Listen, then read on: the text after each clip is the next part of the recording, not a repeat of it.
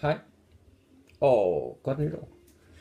Jamen, jeg tror, jeg sagde i min første film, som jo var temmelig lang, at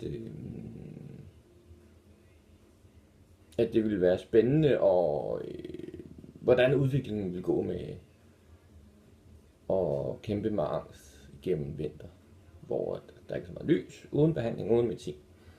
Nu er vi nået til januar, der er jo ikke sket så meget. Jævndøgn er overstået, så nu bliver dagene længere. Bare den tanke, det er dejligt. Og tirsdag, 5. januar, sneer udenfor. Dejligt. Så når man er ved at blive gammel, så det luner det at se sneen. Det er lige indtil at sætte mod bilen, køre en tur, så hader jeg det. Eller måske ikke helt, fordi sne det er meget sjovt. Håndbrems. Kører lidt rundt. Nå, en helt anden snak. Ja, jeg er jo en dreng, og det kommer jo så til udspring en gang imellem. Og min gamle frisyr kom tilbage. Det kunne jeg ikke se sidst, for der havde jeg vist kasket på. Så der gemte jeg noget lang garn. Det skulle prøves. Hestehale, ting, men venner, kunder sagde, Kim, jeg synes, det ville være en god idé, hvis du fik dit gamle frisyr tilbage. Det ser pænt ud. Det fik jeg, og da jeg blev klippet, så blev jeg 10 år yngre at se på. Jeg er måske lige måltagelse af rynkerne, som afslører, at jeg bliver 40 år. 40 år. 2015 var jo ligesom planlagt, at det var året, hvor jeg skulle blive rask. Det blev jeg ikke. 2016 planer. Jeg blev ikke rask i år, det ved jeg. Det kan ikke lade sig gøre, for jeg bliver aldrig nogensinde rask. Det er jeg kommet frem til. I 2016 der vil jeg prøve at se, om jeg kan bryde nogle mønstre, som gør, at det bliver nemmere at komme rundt og ud i livet. Jeg startede første arbejdsdag i går med at besøge en kunde i Holmostrup, som i min verden er langt væk. Fordi mit problem med angsten er jo oftest, at den slår til inden jeg skal noget. Så det vil sige, at når jeg skal til tandlæge, eller når jeg skal til en kunde, eller besøge nogen til en fest, så er problemet ikke selve festen. Egentlig ikke. Det er ikke det. Det er ikke det, jeg reagerer på. Fordi jeg kan gå rundt herhjemme og tænke, fedt, nu skal jeg afsted. Og ikke lige med tandlæge. Det er noget andet. Der starter det en anden type angst. Men når jeg skal noget almindeligt, noget arbejde og sådan noget, så når folk siger, Kim, har du ikke lyst til at komme med i biografen? Eller kommer du ikke lige ud og besøge mig? Det er pisse fedt. Jo, det gør jeg. Når jeg sætter mig ud i bilen og kører, så går der. Ja, nogle gange så starter det faktisk allerede inden derhjemme med noget nervøsitet, noget spænding, ikke at de spise, eller ikke så sulten og spise knækbrød, noget jeg har haft hele mit liv, men som er så blevet aktiveret, eller blevet værre med angsten, det er pisseirriterende, fordi at jeg vil gerne tingene, men der er noget inde i mit hoved, som absolut ikke vil lort. Men jeg bliver simpelthen nervøs. Og det handler jo noget problemer med, at jeg ikke er tidlig nok, eller ikke stoler nok på mig selv, og jeg er bange for, at jeg ikke kan performe godt nok. Og det kan jeg godt, det ved jeg godt, fordi når det er med mit arbejde, så er min angst nemmere at slippe igennem. Fordi der ved jeg, hvad jeg kan. Jeg ved, hvad jeg som regel skal. Og i går, der gik det, køreturen dernede, det var den gik bedre end lang tid, men der var nogle gange, hvor min hjerne sagde, ved du hvad, Kim, jeg synes sgu ikke, du skal vende om og køre hjem igen. For det sjove er, lige så snart det vender bilen, eller kører en omvej, eller vender om og kører mig hjem af, så forsvinder angsten.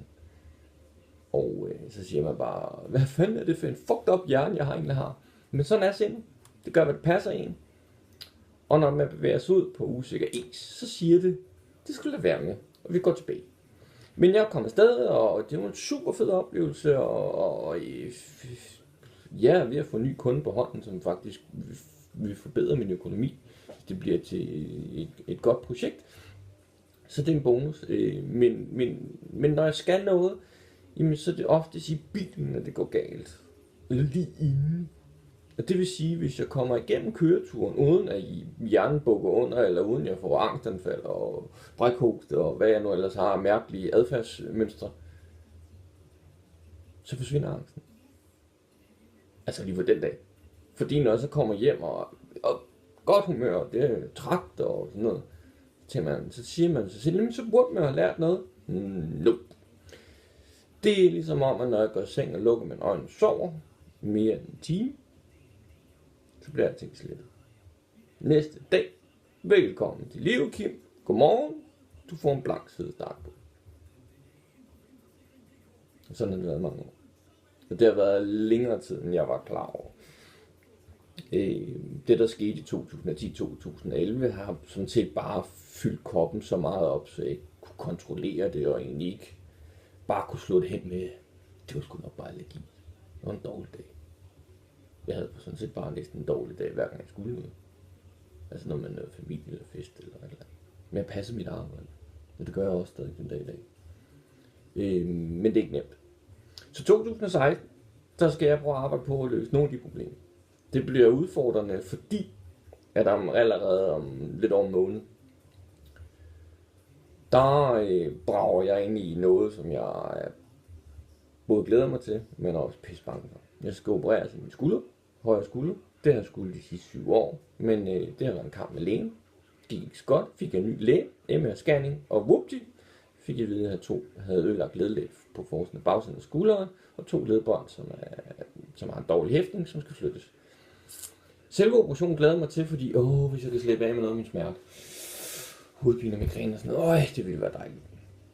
Frygten er, at jeg ikke kan arbejde. Jeg må slet ikke arbejde 3 uger efter, og op til 5-6 måneder må jeg ikke lave ret meget fysisk. Og det er noget, jeg er faktisk bange for, fordi at jeg har brugt mit arbejde, og det er at sidde med computeren og sådan noget, til at holde min angst på afstand. Så jeg ved, at når jeg når til efter en operation, så bliver jeg nødt til at konfrontere mig selv med den angst, at jeg ikke kan gemme det arbejde. Jeg bliver faktisk nødt til at sætte mig ned og glo den i øjnene.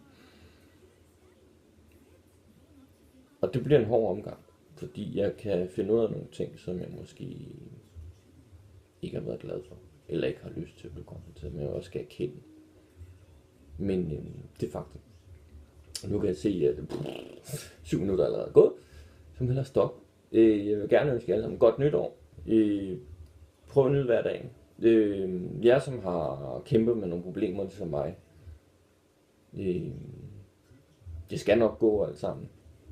Det går at det er meget sort, og man har nogle dage, hvor man virkelig ikke kan overskue det. Men det kan godt lade sig gøre, især hvis man lader andre mennesker hjælpe en. Men det er noget af det sværeste, fordi man er flov overfor det. Men det er der, jeg vil sige, at vi skal have fjernet det der tabu lidt, så man kan sige, ikke til en vild fremmed, måske. Jeg kan godt. Jeg har angst. Det skal ikke gå ud der. Du skal ikke ynke mig. Hvis du accepterer, at jeg er sådan her, det finder du faktisk ud af, at jeg er pisse nem at være sammen med. Fordi når du ikke tænker på min angst, og ikke reagerer på min angst, så slipper jeg også min angst. I hvert fald lige på det tidspunkt. Fordi der er også dage, hvor man ikke kan. Og det skal man acceptere. Og leve med. Så kan I have en fortsat god tirsdag. Nyd sneen. Lad nu være med at køre for rundt. Jeg har lige set, mens at filmen her optager, at der er gang i den. Yeah. Så jeg overvejer, om jeg måske skulle tage Brian på og nogle sko, handsker, og så gå ud og lave en lille cirkel eller 2 på vejen. Nej, det må man ikke. Så delete. Men kan I hygge alle sammen?